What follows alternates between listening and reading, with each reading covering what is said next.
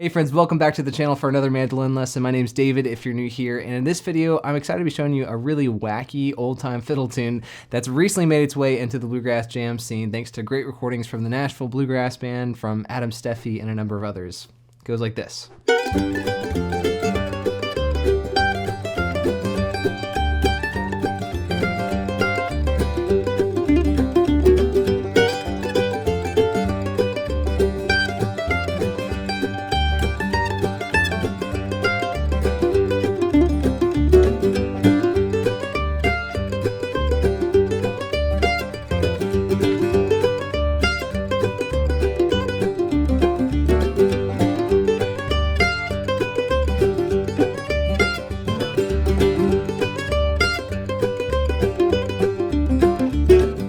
Kind of an odd tune, right? And it's got an odd backstory as well. Apparently back in the Civil War, the soon-to-be president James Garfield, who was a general at the time, heard a harmonica player playing this tune who couldn't remember the name of the tune, but after seeing Garfield spit into a blackberry bush, the rest was history, I guess. But anyways, since then, it's been played by a number of notable old-time fiddle players, including Ed Haley, and then later on, John Hartford, who recorded this with mandolin player Mike Compton and banjo player Bob Carlin off of that record, The Speed of the Old Long Bow. But funny enough, they used the title Blackberry Blossom for that record instead of Garfield's Blackberry Blossom, so just watch out for those pseudonyms. Bluegrass and old time are just very confusing sometimes. But like I mentioned earlier, now a lot of bluegrassers have adopted this tune into the bluegrass jam repertoire, which means that they're putting their own variations on the melody or making their own solos over the form of the song, which is kind of challenging because this is a very modal, wacky sounding tune, right? And for all of you fellow bluegrass mandolin players out there who are just chomping at the bit, ready to do this with this tune, then don't worry, because that's what we're going to work on here in this video. First, I'm going to show you how to play the chords and the melody to Garfield's,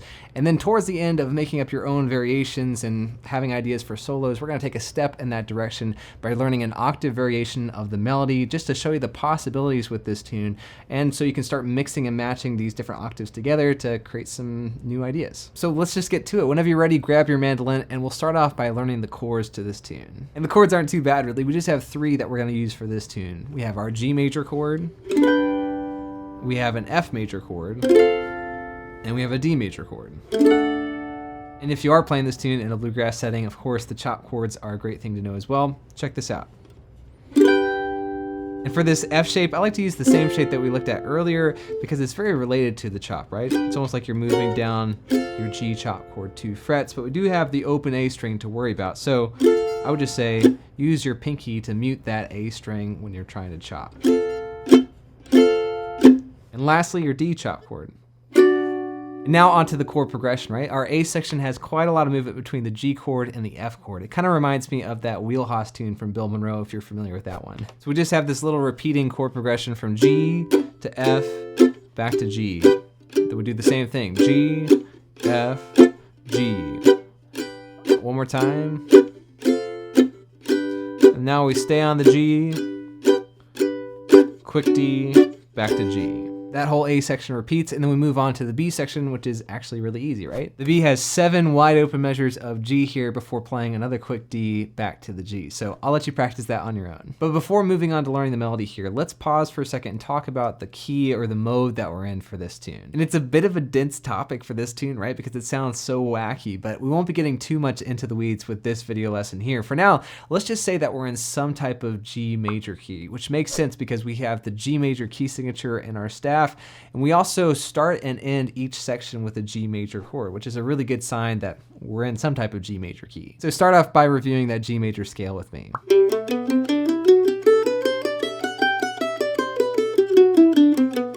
But as soon as we get into learning this melody, you're going to start seeing those notes that don't fit within this framework, right? And first up, here in the A section, we have a lot of F naturals. So on the G major scale, we have an F sharp as the 7th note, but here we're playing F natural instead. The next difference is this B flat note that we have at the beginning of the second line here on that A section. Normally in the key of G, we have a B natural, but here we have a lowered third with this B flat. And lastly is the really confusing one, which is the C sharp that we have throughout this tune, instead of the C natural, which normally fits with our G major scale as the 4th note there.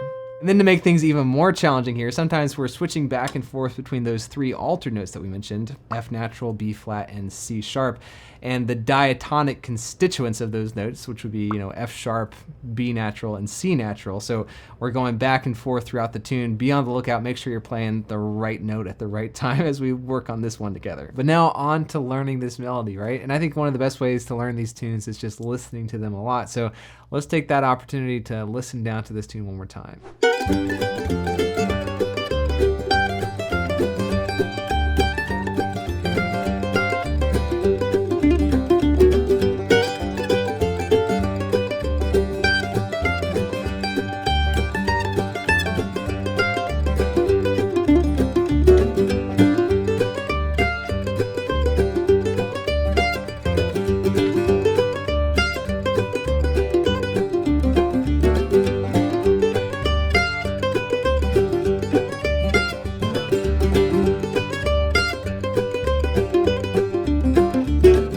Alright, so let's dive into this melody, and of course, like all my other videos, I'll have the notation and tablature on screen as we work through this together here, but if you want your own PDF copy of the transcription to work at your own pace, as well as the backing tracks for this video and learning resources for all my other videos, you can find that over on my Patreon page at the link in the cards above here. But we'll start with the A section, and the A section might be the hardest part of the whole tune because there's not really much internal repetition within these 8 measures for the A, so you just gotta start at the beginning and hack away at this. So we'll start off with the first 2 measure phrase here.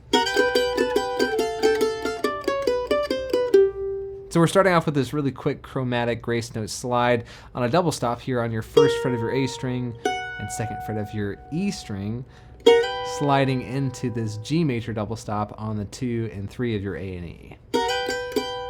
Then we have this kind of fun descending double stop pattern, right? And here in the 2nd measure, we're starting to get a little bit weird with our note choices again, right?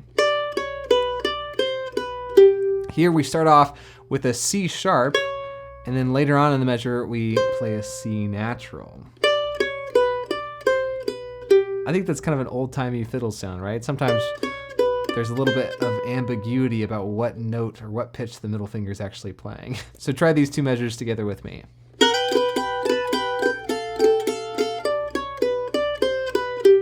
On to our second 2 measure phrase here.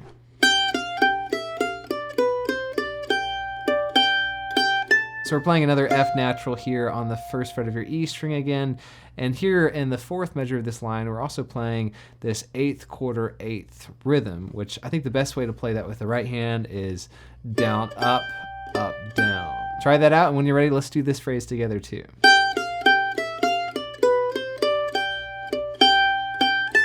All right, this 3rd phrase is a bit of a maze here. Check this out.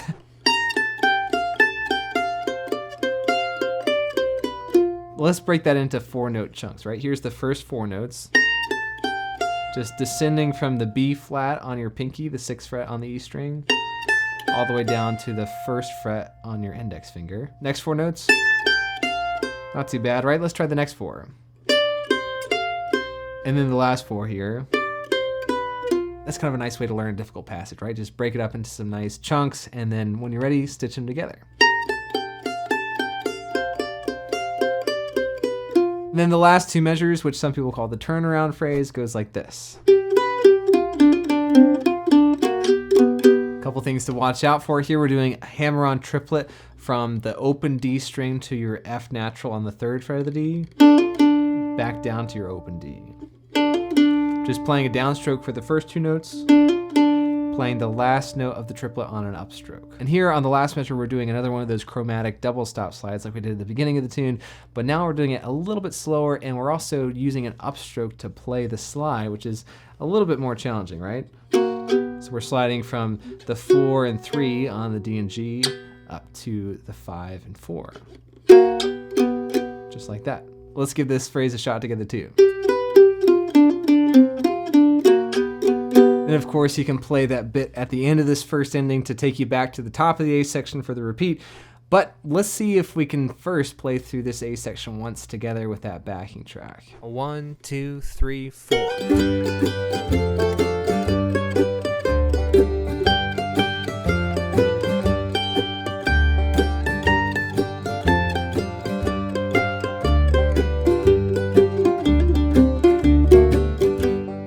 job. Keep working on that A section on your own time. Try repeating it a couple times just to get used to those first and second endings.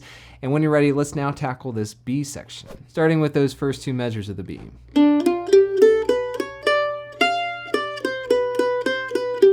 So we have a couple pickup notes at the end of the second ending of the A section, leading into the downbeat of the B section on the D, and then the F natural on the 3rd fret, starting that measure on your G note on the 5th fret of the D string. And then from there, we're kind of walking up the scale with a C sharp, and then an F natural at the end of that first measure, kind of an odd sound.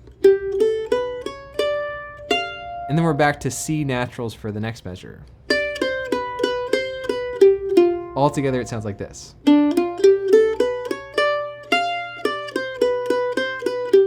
And with this next phrase here, we start seeing that the B section is a little bit easier than the A section, right? Because there is some internal repetition.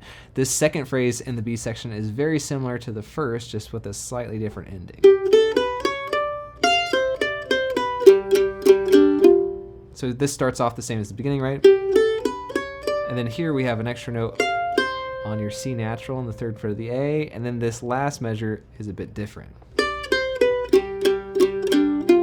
Just watch out for this open string drone starting on an upstroke on the 5th fret of your D string and the open G string. And then we have your open G, open D, ending on the F natural on the 3rd fret of the D string there. Let's try that together. On to phrase 3, which again is very similar to the first two phrases, sounds like this. Almost identical to the first phrase, we're just adding in that extra C natural here at the end of the first measure. And when we get to these last two measures of the B section, that turnaround phrase, this is where we start to encounter some new material. So here we have a different hammer-on triplet from the 2nd fret to the 3rd fret on your A string, back down to the 2nd. So down for the first two notes, up for the 3rd note.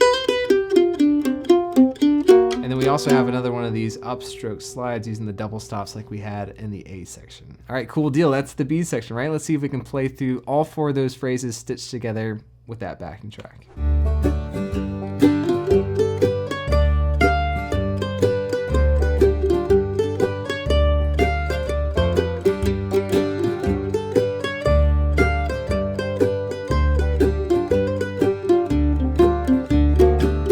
All right, we got the parts separate. Let's see if we can play the parts together now.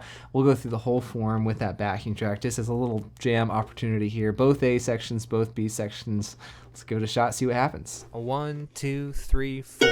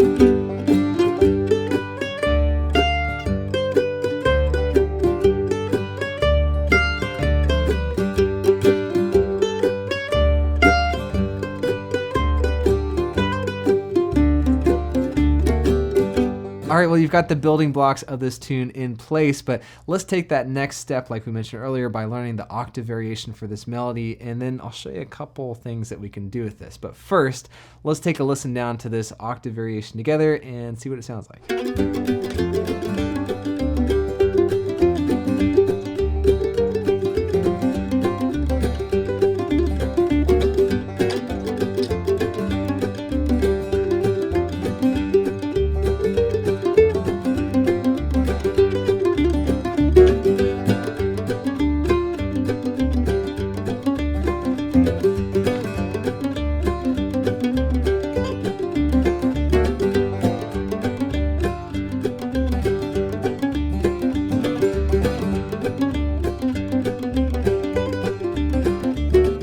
All right, so pretty self-explanatory, right? We're taking that exact same melody that we just learned and just playing it down an octave by playing the same pitches on our G and D strings, albeit we're having to use different fingerings and different frets to create this effect, so it is a little bit challenging relearning the tune with different fingerings like this, so take your time as we work through this. And if you're up for the challenge, I'd encourage you to stop the video right here and see if you can figure out this lower octave version of the melody on your own, just by following your ear, by figuring out what the note names of those notes you're playing in the higher register, and then find those same notes in the lower octave and slowly piece it together. Because if you can do that, you're strengthening the bond between what you hear and what you're able to play, which is definitely going to be a leg up when it comes to improvising your own variations on this tune. And we can compare notes as we go along, starting with this first phrase right here. All familiar stuff, right? The only weird thing about this phrase is that I find it's more comfortable to shift up out of position with your index finger on the 4th fret of the G string and your middle finger on the 5th fret of the D string. That way you can reach up with your ring finger on the A note there on the 7th fret of the D. And then right after that, we're just shifting quickly back down to the 2nd and 3rd frets of the G and D to play this next double stop. Let's try this phrase together.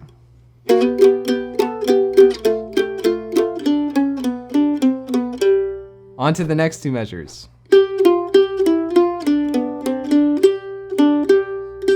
All right, so some interesting fingerings here, right? For the third measure of this line, I'm just in the first position like usual. But then as soon as we play this open D string at the beginning of the fourth measure, I'm using that as an opportunity to shift my middle finger up to the 5th fret. That way I can set myself up for the next phrase where I'm going to be playing a B flat with my pinky, just like we did in the A section in the original octave. And this is just a personal decision. I kind of like the way that it sounds and the way that it feels by shifting up the neck here, but you can finger all those notes in the first position if you want to, and you're welcome to do it either way. So here's that phrase all together now.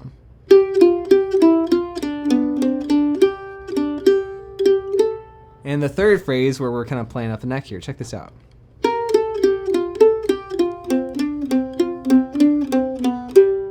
And hopefully it's starting to make more sense why we're fingering things up the neck here, right? We can play that entire first measure of this line pretty much on the D string without any open strings ringing out, whereas if you play it in the first position, it sounds like this. You have a lot more bleed and crossover from one set of strings to the next, which I don't like quite as much in this particular setting, but again, it's personal preference, so try it both ways and see what you think. And once you got those fingerings figured out, let's try this together.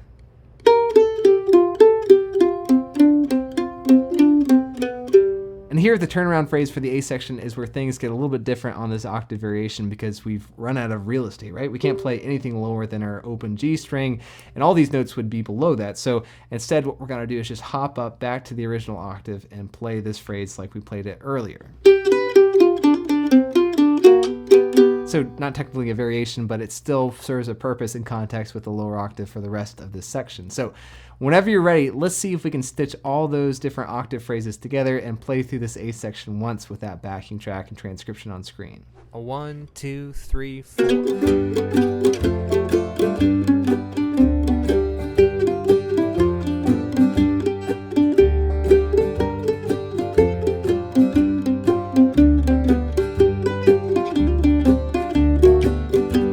Home stretch. Now let's try this B section in a lower octave, starting with the first two measure phrase.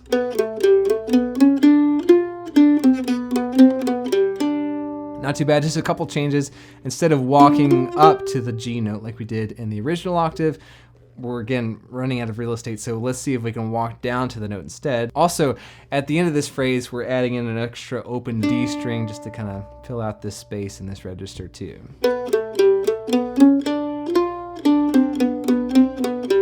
This next two measure phrase isn't that bad either. Let's try this out.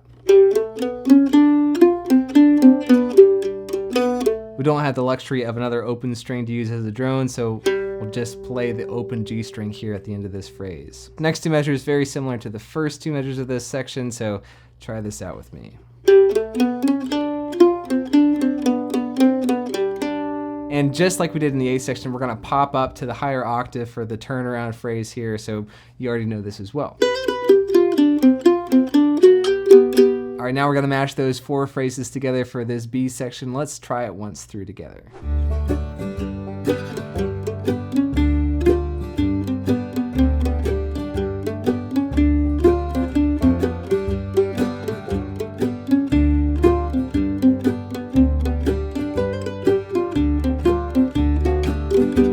All right, now it's time for a little pop quiz. Let's see if we can play through this entire octave variation together, both A's, both B's again with that backing track. Let's just have a little jam here. 1, 2, 3, 4.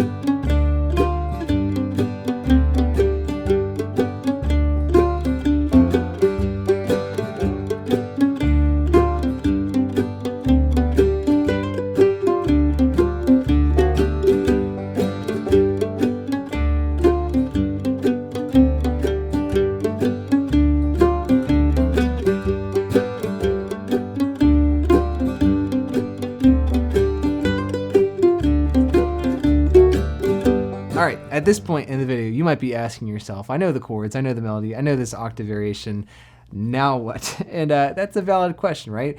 What do you do with all this information, and how do you rearrange things in order to make your own variations and your own solo for a tune like this? And I think what's going on when a great player makes those variations or plays a solo over a tune like this is that they're deconstructing the tune and putting it back together with their own ideas laced in there. And I think one of the best ways to practice that is to, once you've learned 2 octaves of a melody like this, basically mix and match phrases from those different octaves and see what it sounds like. And I've talked about this in other videos before, right? This is one of my favorite things to do with fiddle tunes. And just to give you a real tangible example of what you could do towards this end would be maybe to play different octaves for every section on the tune, right? You could do A high and A low, and it would sound like this.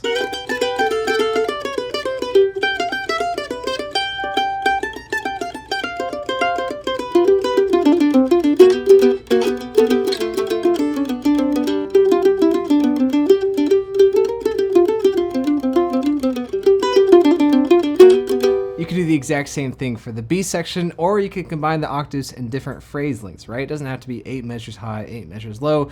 You could also do 4 measures high, 4 measures low. Check this out over the A section.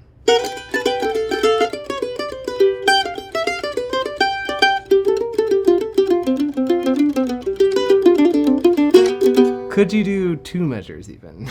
Maybe even start with the lower octave and see what that does.